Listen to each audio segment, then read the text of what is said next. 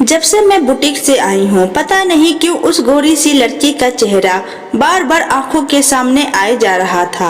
हरे रंग की कमीज सलवार पहने, माथे पर दुपट्टा ओढ़े, बुटीक के बाहर किसी लड़के से बात कर रही थी।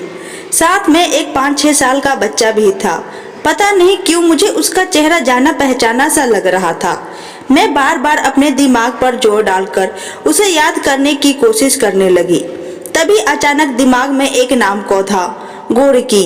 हाँ, हम सब उसे यही तो बुलाते थे। घर के पास वाली बस्ती में उसका बड़ा सा परिवार अपने पूरे कुनबे के साथ रहता था। वह 2 बहनें थी। बड़ी बहन जरूरत से ज्यादा सांवली और छोटी बहन जरूरत से ज्यादा गोरी।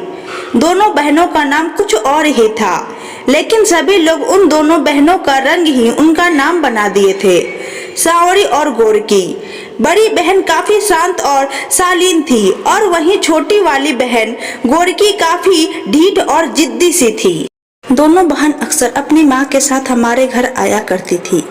दोनों बहन अपने युवावस्था की दहलीज पर आ गई थी। इसी बीच बड़ी बहन की शादी तय हो गई।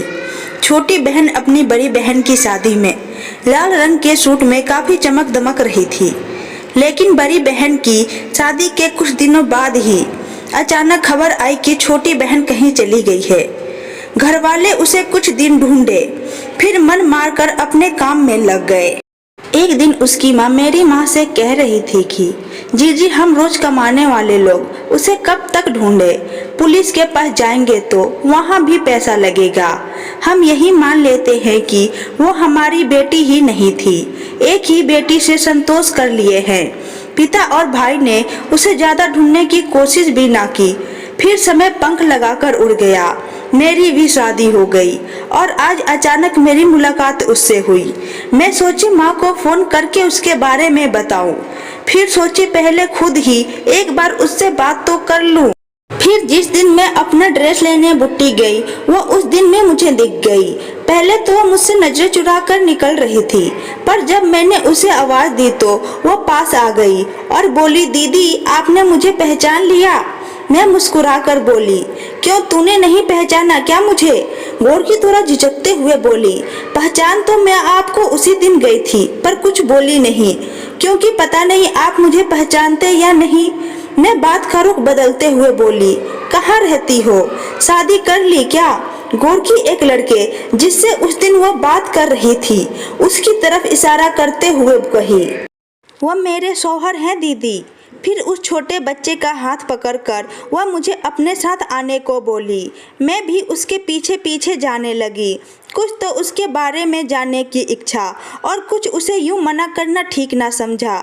1-2 गली पार करने के बाद एक पक्के घर की कमरे में ले गई। वह कमरा क्या, उसका पूरा घर ही था। साइड में टेबल पर गैस रखा था और नीचे ऊपर बर्तन, किचन का पूरा सामान। कमरे में एक चौकी थी जिस पर अभी तो कपड़ों का ढेर रखा था, उसके नीचे भी सामानों का ढेर था। घर पहुंचते ही बच्चा अपनी माँ का हाथ छुड़ाकर गली में खेलने भाग गया। घर में सिर्फ अब मैं और वही थे। घर की इकलौती कुर्सी पर बैठते हुए वो मुझे बोली, दीदी आपको यह मेरा छोटा सा संसार कैसा लगा? मैं जो अभी पूरे घर का मुआयना कर ही रही थी। थोड़ा चौंकते हुए गोरकी की तरफ देख फिर उससे बोली, तेरा पति मुस्लिम है क्या? तूने मुस्लिम से शादी की है? वह थोड़ी नजरें चुराते हुए बोली, हाँ दीदी, इन्होंने ही मुझे घर से भागने में मदद की। फिर कुछ दिनों बाद हमने निकाह कर ली। मैं थोड़ा गुस्सा दिखाते हुए बोली, तू घर से भागी क्यों?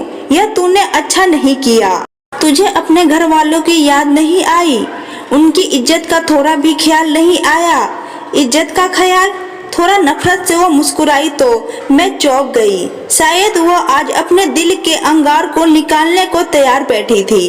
दीदी, अगर इतना ही इज्जत का ख्याल था तो मेरे घर वाले मुझे क्यों ना ढूंढे? हम जिस समाज में रहते हैं वह सिर्फ लड़कियों को ही गलत मानता है, भले ही गलती उसकी ना हो। मम्मी पापा ने दीदी की शादी में अपनी हैसियत से बढ़कर दीदी को लिया दिया। दीदी भी बहुत खुश थी अपनी शादी से, लेकिन शादी के 6 महीने बाद दीदी को बच्चा न हो रहा था तो उसके ससुराल वाले उसे तंग करने लगे। बच्चे के लिए उसकी सासरे वाले उसकी जिंदगी नर्क बनाने लगे। एक बार पापा और माँ ने जीजा जी को समझाने की कोशिश भी की तो उनका जवाब सुनकर सबको साफ सूंघ गया था। शायद बोलते बोलते वह थक गई थी। पास में रखे गिलास से पानी पीने लगी। ऐसा क्या कहा था तुम्हारे जीजा ने? मैं उसके चेहरे पर नजर गड़ाए हुए बोली। आप लोग अपनी छोटी बेटी का विवाह मेरे साथ कर दीजिए, तभी आपकी बड़ी बेटी को रखूंगा, वरना नहीं रखूंगा। बोलते हुए उसने मेरी तरफ देखा। सच कहती हूँ दीदी, मैंने कभी अपने जीजा से कोई गलत बात भी नहीं की थी। मैं तो अपने बहन का घर उजाड़ने को सोच भी ना सकती थी। अपनी बहन की शादी को खतरे में देख मेरा भी दिल दुखता था। इच्छा हो रही थी कि अपने शक्ल को आग लगा दूं, लेकिन किसी ने मेरी दिल की बात ना समझी। बहन भी गुस्से से मुझे बुरा भला कहने लगी।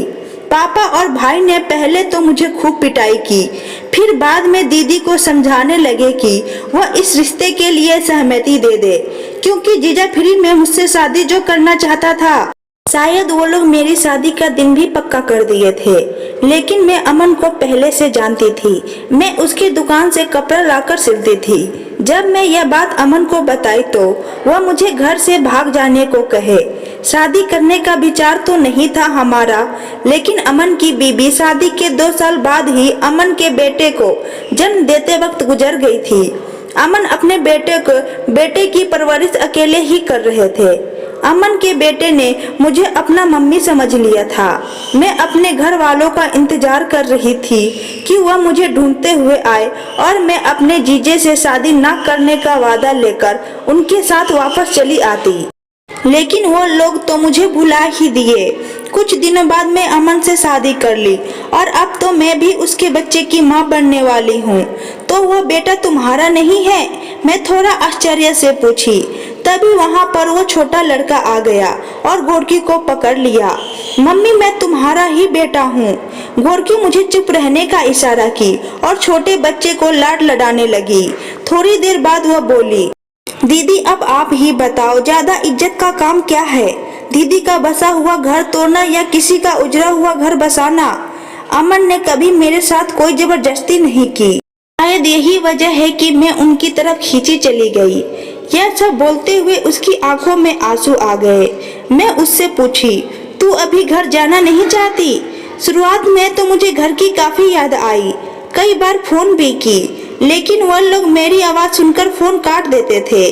एक बार पता लगवाया तो पता चला कि दीदी को बच्चा हो गया। जीजा भी अब शांत हो गया, लेकिन मैं अब उन लोगों को देखना नहीं चाहती।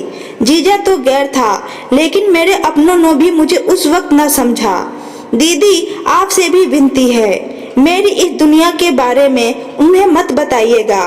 मैं जानती हूँ भागी हुई लड़की समाज के लिए कलंक होती है, लेकिन मैं तो खुद को कलंक से बचाने के लिए भागी थी। कहते हुए मेरे सामने हाथ जोड़ने लगी। मैं उसके हाथ को अपने हाथ में ली और थपथपाते हुए बाहर आ गई। शायद मेरी उस थपथपाहट में वह सब कुछ था जो उसे चाहिए था।